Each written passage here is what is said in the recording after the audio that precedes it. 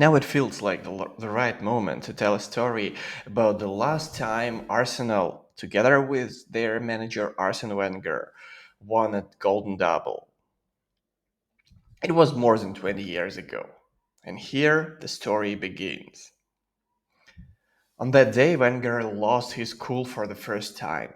Arsenal goalkeeper David Sheehan recalled that Wenger usually checked for injuries after the first half, silently sitting in a corner. He also quieted down anyone loudly discussing the game, even his assistant Pat Rice.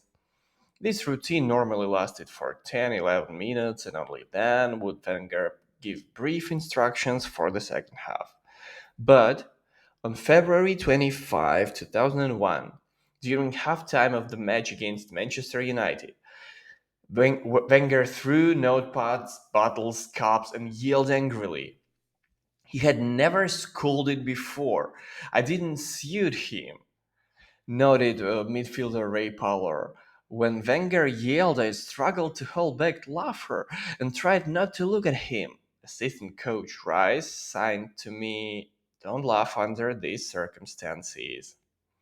Arsenal arrived at Old Trafford without their top three defenders, Dixon, Keown, and Adams, reassembling the lineup. Wenger acted in the spirit of David Bowie when recording Boys Keeping Swinging. He demanded that musicians played unfamiliar instruments to sound like teenagers in a garage.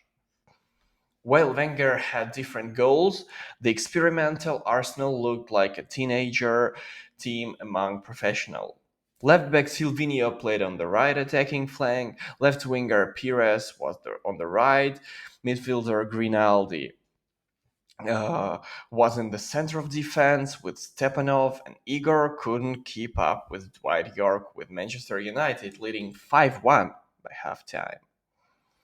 "Where did you find this guy?" sympathetically asked York to Parlour after the first half. "Long story," replied Ray. "It wouldn't do to explain en route to the locker room that the Latvian slowpoke in Arsenal's defense was a prank gone too far." Perler often teased Metin Kiwan. He always reacted to jokes and was a favorite target. Once in the dressing room, Paolo said to Arsenal's vice president David Dean, "We have a problem. Kiwan got banned for 3 matches. File a protest. If you want to win the league, we need to extend the ban at least to 6 games." Then Latvian national team coach Gary Johnson replaced players in English clubs and organized Stepanov's trial at Arsenal. He looked weak, but Parlour and Beckham applauded and loudly praised the intern, teasing Kiwan, who sat nearby and grumbled about the new competitor, as usual. Wenger didn't understand the humor and signed a 4-year contract with Stepanov after 1-6 defeat to Manchester United. Igor played only in one of the remaining 10 rounds. Partnered with Kiwan, he brought Manchester City closer to relegation 4-0. In the summer 2001, Vieira criticized Arsenal's transfer policy and wanted to move to Manchester United. Arsenal finished second in the third year in a row and lost the FA Cup to Liverpool after Michael Owen's brace 2-1. Wenger threw the losing medal into the trash can, but Adams retrieved it and put it into the coach's hand. "Let's come back here in a year and win." At the same time, in May 2001, Wenger decided on the partner successor to the 34-year-old Adams. Thierry Henry effortlessly passed any defender, but in matches against Tottenham, it was like a wall rose before him. "Sol Campbell," said Wenger. "I wanted this guy to play for us." Sol didn't extend his contract with Tottenham and chose between Barcelona and Inter Milan, but after 4 rounds of secret late night talks at Dean's house, he decided to stay in London. David Ward's influenced him. "You need titles, and we need you for titles. Don't worry about anything, we will protect you." The second point concerned the consequences of the provocative transfer, the first between North London derby rivals since 1977, when Tottenham's goalkeeper Pat Jennings left. Before announcing the transfer, Campbell's name wasn't even mentioned to Arsenal staff and reporters invited to the presentation. I was told that a new player would come with an agent, recalled Arsenal's base manager Sheen O'Connor.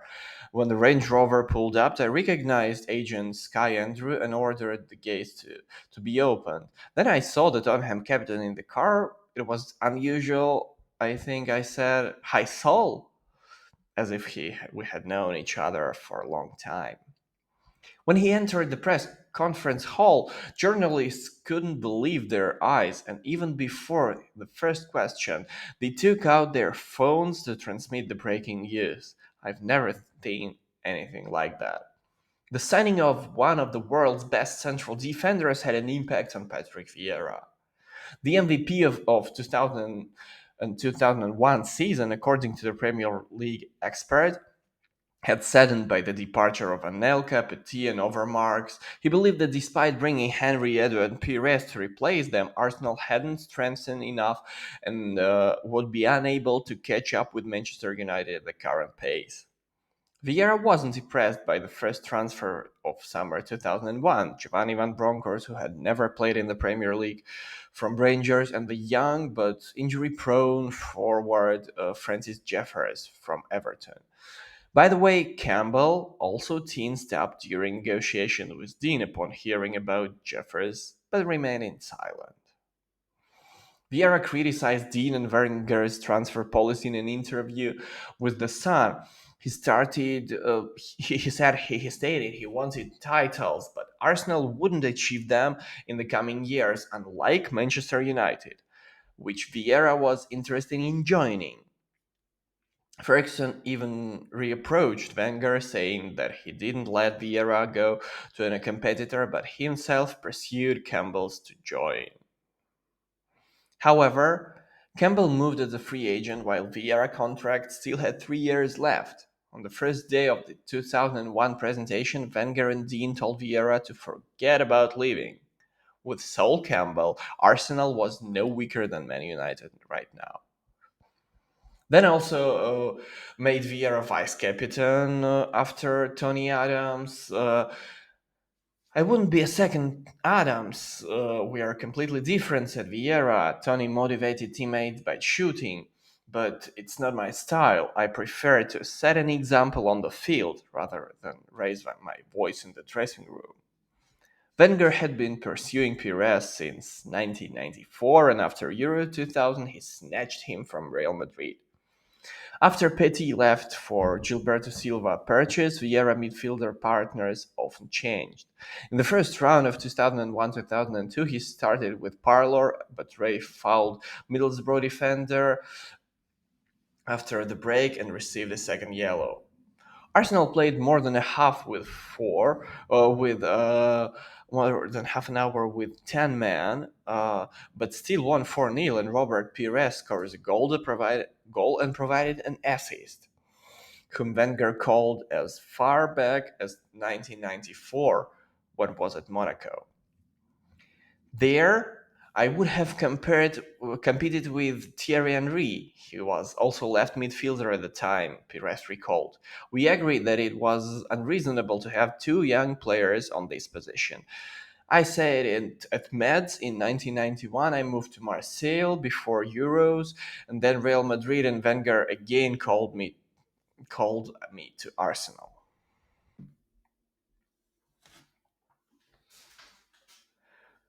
Arsene said, "You've been through tough times at Marseille, but you'll loosen up with us. I want you to play on the left like at Metz and feel confident again." My mother, Spanish, wanted me to choose Arsenal. She thought under the pressure and hype at Real Madrid it was too close to Marseille, which wouldn't benefit me. I also learned towards the English options, charmed by Wenger words, but the move to Arsenal depended on Overmarks leaving for Barcelona or not. The uncertainty annoyed me, but during Euros, Wenger called me every week with the words like, "Don't worry, I'm doing everything to bring you to us. Keep calm." Finally, the morning after the final, I flew to London on a private plane. I passed the medical examination, signed the contract, and celebrated the national team's triumph in Paris. Before the final, on Anelka's advice, I shaved my goatee and Arsenal's captain Tony Adams called me D'Artagnan. That's how I became a musketeer among the Gunners. After moving to London, Pires lived with Henri for a month before leaving for a training camp in Germany. Thierry arranged the first tour and unexpectedly sat during the work in the Highbury area. And this is our stadium. Are you kidding me? Robert was surprised to see an unremarkable four-story building. You play here? Of course. On TV, Highbury looks bigger. A year ago, I also thought it'd be something grand here. But believe me, on the field, it feels like there are 80,000 in the stands. After Campbell's first game against Tottenham, the Arsenal bus was pelted with stones. Robert's wife Natalie got into an accident in Canada and couldn't fly to England, so Henri became the closest person to Pires in London. He helped himself settle in the team, the city, in the league. Such care reminded Robert of his father's care, who saved money for a new pair of boots for months in the 80s. However, after nil+1 in the first 8 matches for Arsenal, Pires wondered if he made a mistake by rejecting Real. In the summer of 2000, he worked for hours in the gym following fitness trainer Toby Colbert's program and still felt out not on his place in the Premier League, like a fencer against MMA fighters. But Wenger considered Pires the best left midfielder in the world and knew you just have to wait. Wenger is convinced that the main problem in football is impatience with players, says Tony Adams. There are plenty of examples. Vieira at Milan or Henry at Juve. If a footballer does not perform in the first 6 months, everyone says that the money is wasted and the coach is under pressure. Wenger, fortunately, is patient. He does not scold or punish for mistakes. He lets players settle in and continues to believe in them. That's why Pires played much better in the second year. In the third round of the 2002-2001 season, Pires became the co-author of half of Arsenal goals against Leicester City, and then in London, the hottest August day since 1943 happened. It seemed like we were playing in Cameroon or Angola, Wenger said after the match. In the first half, Pires galloped on one of flank with Mazi Izzet, Leicester midfielder with Turkish roots. Izzet's cousin worked at Tottenham Stadium, and in the 13th round, he was almost the only one who greeted Campbell at White Hart Lane with a smile. And words, welcome back, Saul. Wenger remembered seeing fans with Judas banners on the way to the stadium and only then realized that trial awaited Campbell.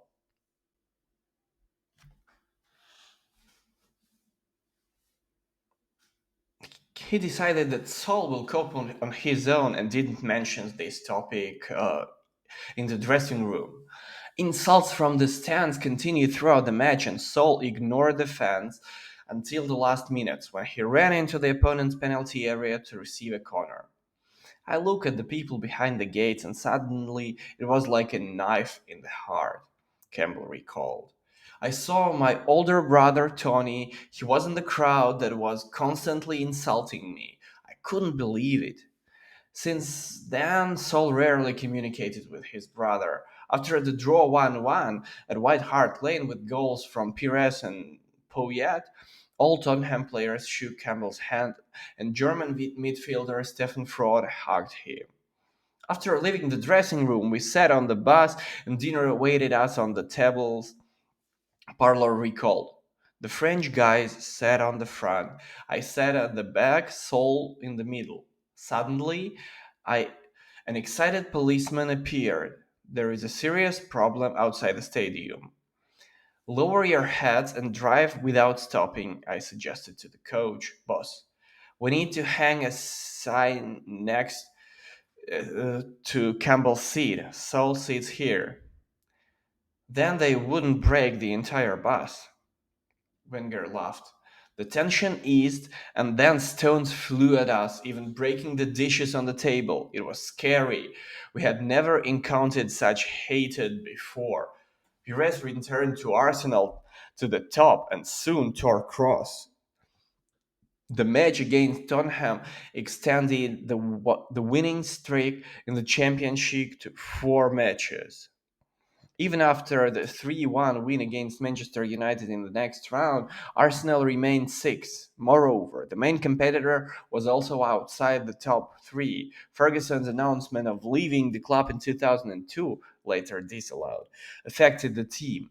Wenger's contract also expired at the end of the season, and Manchester United's chief Martin Edwards saw him as the first candidate to replace Ferguson. Wenger met with Edwards several times but learned towards continuing his work at Arsenal and switched to Sven-Gunnar Eriksson as a successor. However, the uncertainty about Wenger's future as well as the situation with Vieira, he stayed but players nervously worse than before and communicated with Real affected Arsenal's game. Hence the 2-4 against Charlton, the sixth place, and frequent red cards. Arsenal joked that it was time to practice playing with 10 men during training. In December 2001, a way out of turbulence began to emerge. The club approved the project for a new stadium, and Wenger extended his contract until 2005. Arsenal's chairman Peter Wiltord stated that Barcelona promised Arsene more money, but he stayed because he values the trust of the management, which fulfills almost all his requests, and does not consider replacing the coach after several setbacks. The last setbacks in the 2001-2002 season was the defeat to Newcastle 1-3 in mid-December. At the end of the first half, Graham Paul sent off Parlour, and after the final whistle, he left the field escorted by police, who sheltered him from Angre's anger. In the upcoming matches, Arsenal defeated Chelsea and Liverpool and ended the year in first place. In these and most subsequent matches, Robert Pires sparkled with goals and assists. In February 2002, he initiated Dennis Beckham's brilliant goal assist Newcastle. What I liked the most was how Dennis positioned himself in front of Debisas said and rewatching the match on TV. Then he turned, pushed the defender aside, and had plenty of time for the shot. A regular forward would rush the shot after such a feat, but Dennis remained calm as if saying to himself, "You've done the hardest part, now relax." That's what makes him a great player. A couple of weeks after assisting Beckham, Pires elegantly scored against Aston Villa. The goal was decisive and turned Arsenal on the top spot. However, Roberts' goals against Bayer in February were not enough to advance in the Champions League group stage, and Arsenal focused on English tournaments. In the next game, Newcastle in the quarterfinals of the Cup, Pires exchanged goal with Beckham in the 9th minute, and by 27th, Oakley fell and tore his cruciate ligaments, missing out on the 2002 World Cup. A month later, English football journalists named Pires the Player of the Year. Without Pires, Arsenal continued to win largely thanks to Beckham, Ljungberg, and Wiltord hitting top form. They scored goals in the cup final against Chelsea and the matches leading up to the trip to Old Trafford in the penultimate round. After the final with Chelsea, I confronted the young John Terry and then sat with the cup in the dressing rooms when Peter Hillwood burst in. Adams recalled, Usually in such situations, Dane talked to the players and the club chairmen just sent champagne. Arsene reached out, but Peter worked past and hit it towards me. The guys thought Hillwood wanted to take the cup from me and lined up in front of him, but instead he said, Tony, I just met your new girlfriend, Poppy. She's wonderful. I knew her grandmother Rosie, an amazing woman. We just won the cup, and boss was more interested in my personal life. The golden goal at Old Trafford was scored by Arsenal's most expensive players. No Stone, not Henry, and not Bergkamp. In Manchester, 4 days after the Cup final, Arsenal only needed a draw to clinch the championship, which, along with the defeat to Bayern in the Champions League semi-final, did not contribute to Ferguson's mood at the pre-match press conference. He's a very strong player, and you're all stupid.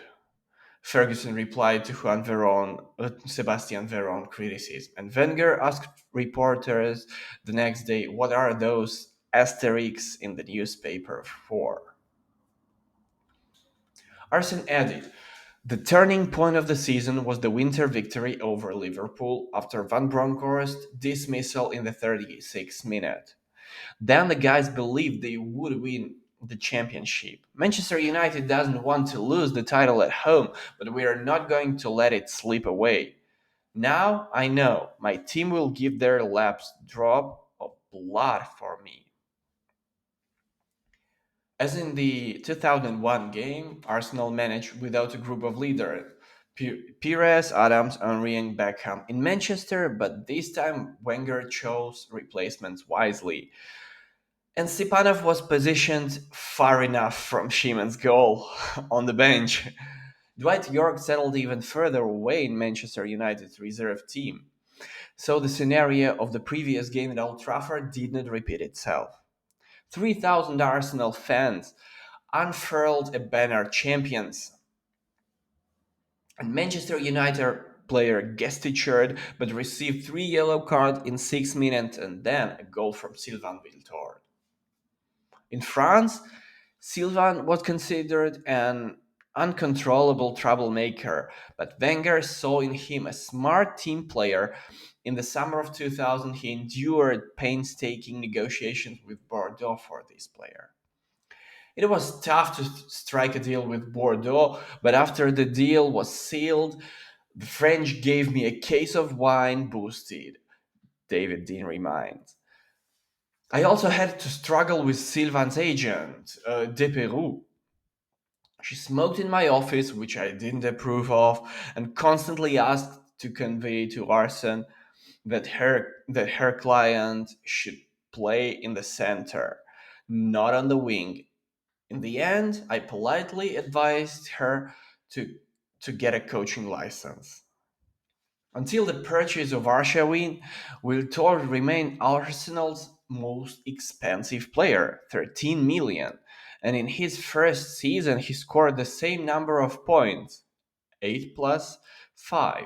But Wenger shielded him from criticism, turned into a versatile player useful both on the attacking flanks and in the center. Wiltord's golden goal against Barthez at Old Trafford was 17th of the 2001-2002, during which Arsenal went undefeated away in the Premier League. Only Henry scored more goals, 32 indeed, who before joining Arsenal never scored more than 11 in a season. At first, Thierry was a bit clumpy in finishing attacks and lacked confidence. He doubted he would become a top scorer, Wenger recalled. He had to believe in himself and overcome everything like nervousness and fears. At the same time, he had to remember that constant self doubt was the key to his progress.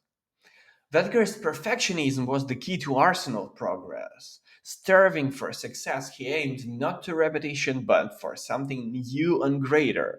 So after the Golden Double 2001-2002, he targeted a season without defeat, and a couple of years later he achieved it, but never won championship 2 times in a row.